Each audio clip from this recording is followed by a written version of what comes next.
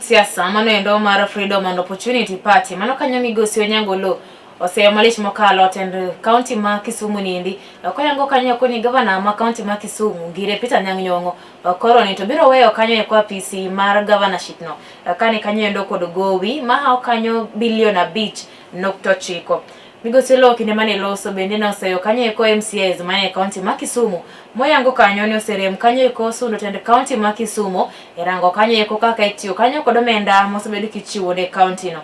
Oyango ni poni obiro yiere kaka ker ma pacho kaendi e yiero mibiro bago higa mar 2020 to kod 7 biro chono governors duto mathur kaendi mondo koro timne ginonro e mwandu magin go kod kaka giseyudo mwandu go koyango kanyo eko ni ondamo mager mar chik ibiro kawo ne governors go mabende koro biro luware obadho mare no. Nyo en buok maduong' ahinya e kind oganda kawayudo ni Professor Peter Anyang' Nyong'o wacho ni en gi gope mag jo contractors kata jo mosetiyo ni county assembly machopo bilion 5.9 ma nyo winjo kipenje ni to ma pesa duto mochopo nadi to ka senate we makonwa jokuoyegi to ok dine wang'eyo kata ni kara pes Kisumo olal maromo kamano. Ing'eyo na kaka ng'ama osebedo kang'iyo weche mag county assembly kata kaka ng'at mosebedo kang'iyo weche mag pending bills daher ma wacho ni jo winjowa ni 7 kuom 10 kata 70% mag pending bills go gin fake, gin gik mag miriambo ma giloso go siepe mag jo county, jo mosiepe mag sirikal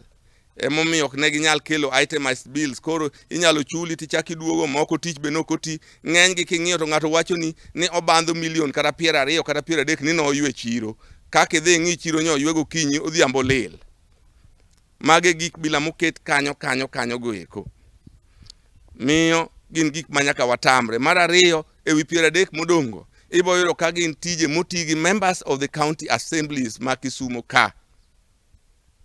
tiende ni gin gi conflict of interest emomiyo bende ok ginyal